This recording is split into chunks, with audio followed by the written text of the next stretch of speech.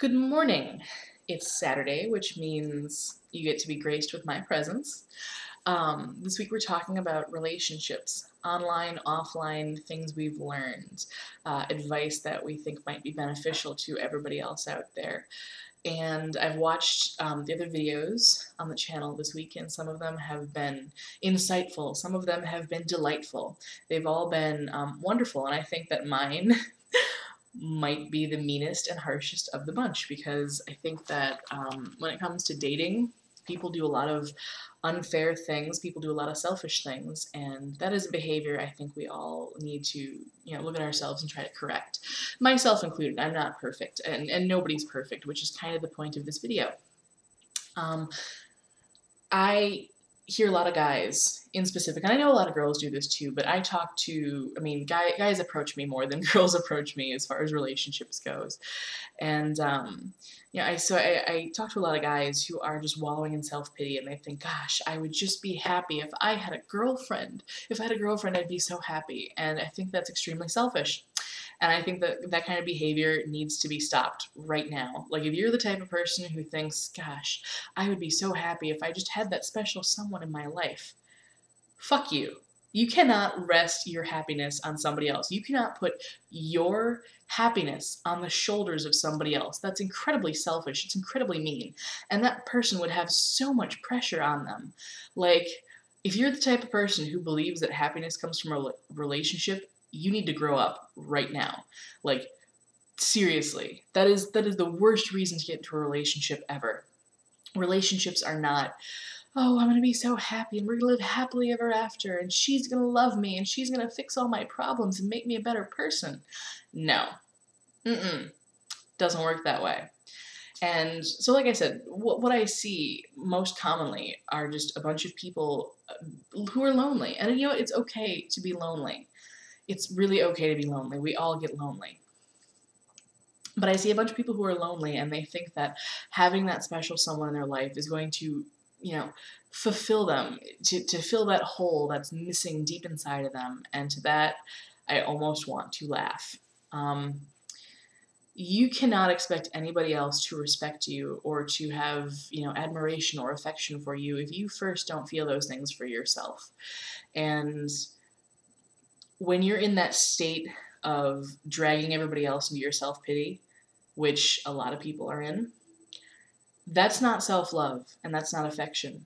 It's okay to feel pity for yourself. It's okay to wallow in your own misery sometimes. But when you take to the internet and when you take to your friends and complain about it constantly, about how you need a girlfriend or how you need a boyfriend or how nobody likes you or how the guys that you like will never be attracted to you. When I am on your Tumblr and I see you reblogging just these pity me, forever alone photos, I think, God, how can you expect someone to appreciate you when all you're doing is sirening off these negative messages about how you're miserable and how you're lonely? Who would want to be with that person? Who would want to be with that person who constantly feels bad for themselves? Like, really? So the first step in any relationship, online, offline, whatever, the first step in any relationship is to love yourself. You need to learn to be yourself by yourself and to not give a fuck about what other people think of you.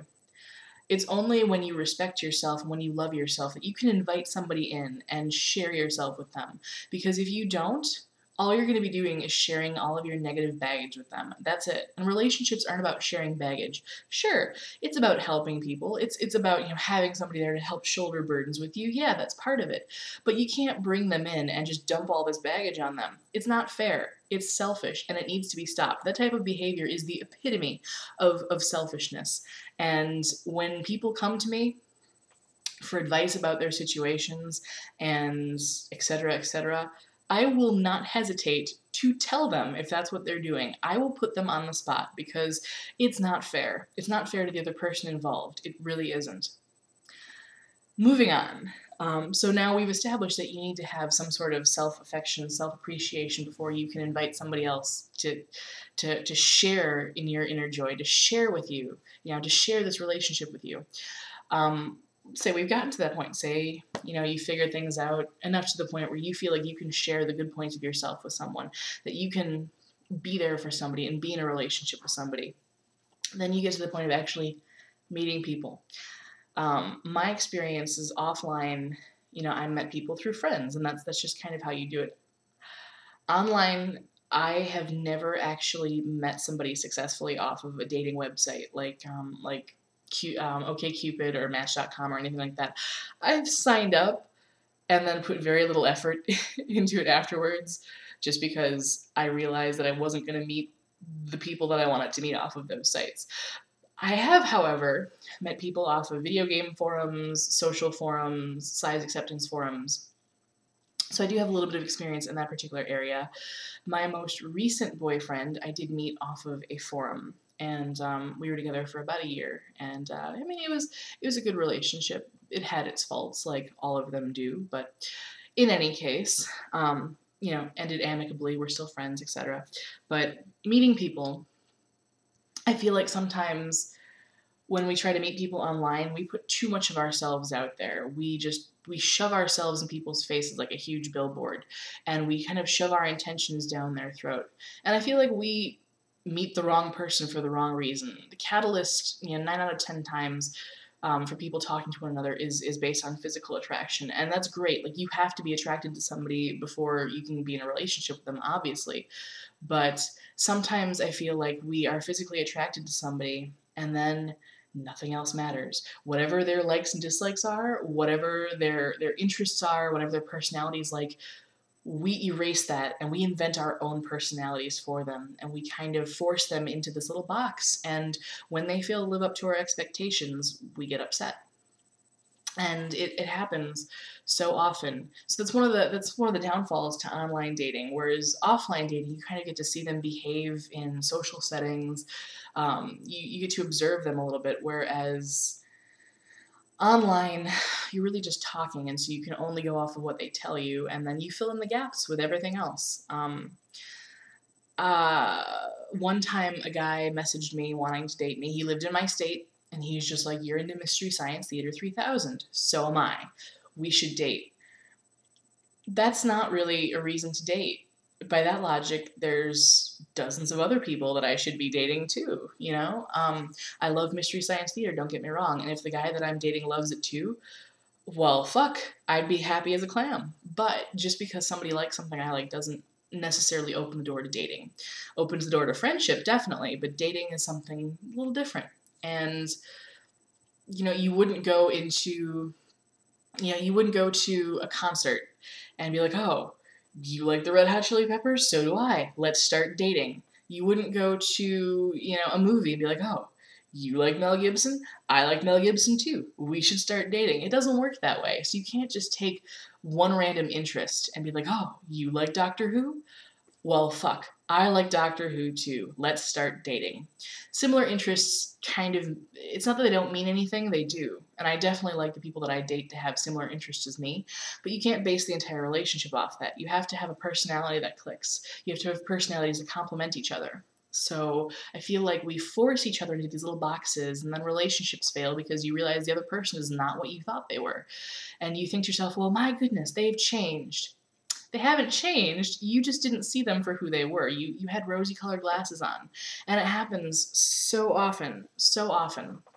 So one of the important things to remember is not to compartmentalize people, not to fill in the blanks, not to make them into something that they're not.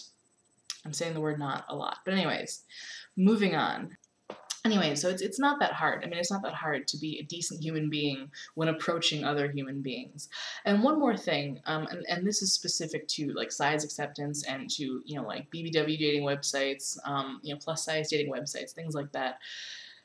Fat people don't want to be treated any differently than anybody else because we're all just people. There are no special rules for dating a fat girl. There are no special rules for dating a fat guy. And I think that when you kind of walk on eggshells and kind of tiptoe around certain things, it's insulting. Like, if you like a girl, fuck, be with her. If you like a guy, be with him. Who cares if they're fat? Who cares what other people think? And again, that comes back to being okay with yourself and being okay by yourself, and again, not giving a fuck what other people think.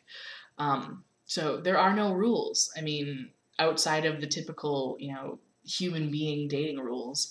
There are no special rules for dating fat people. Just fucking date them, and gosh, take them out. Take your fat girlfriend out and kiss her in front of a million people and make her feel like she's the most beautiful girl alive.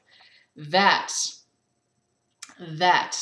is a wonderful thing to do. I mean, that's the way your relationship should be. If you love somebody, if you really like somebody, why let other people stop you from being with them? Anyways, I think the whole thing comes down to motivation, though. Like, what are your motives for dating somebody?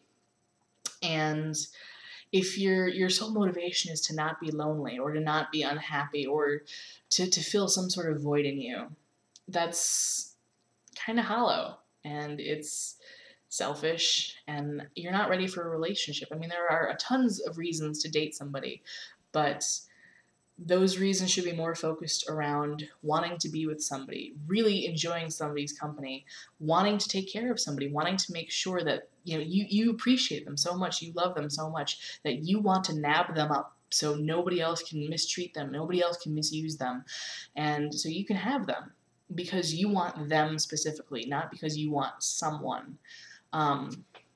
So it's important to realize what your motivations are, and if your motivations fall on the hollow side, maybe back off, maybe take some me time, and again, learn to be okay with yourself before you drag somebody else into your life, because again, it's not fair to them, it's completely selfish, and it's only going to end in heartbreak, really. Save yourself and save them the pain. I mean, if you really care about them that much, save them the pain. Save them the pain of going through that. And again, just be a decent human being. Don't necessarily treat people the way you want to be treated. Treat people the way they want to be treated. Pay attention to what they say and what they do, and treat them accordingly. And I think you will figure things out. And once you do get into a relationship, it could be the one. It could be the perfect relationship that you never exit. If you just take those steps, if you take those steps to making sure that you're in a good place and you're dating somebody because you want to share good things in your life with them. So, anyways, today was a long video, I know, but I feel like it's important, and I feel like I had to say it because there are a lot of people who don't get it. And I hope that after seeing this video and every other video on the channel about, this weekend about dating, that things start to make sense for you, and maybe you realize, hey, I should ask that person out, or maybe I shouldn't ask that person out, maybe I need to take a step back. Whatever happens, I do wish the best for you, and I really do hope that you find the one for you. And I do believe that, there are people out there for all of us. Not necessarily one person for everybody, but there are people we're compatible with, and I believe that everybody will find someone someday, That's just a weird little pipe dream that I have, but anyways, thank you for watching, and I hope you all have a wonderful weekend.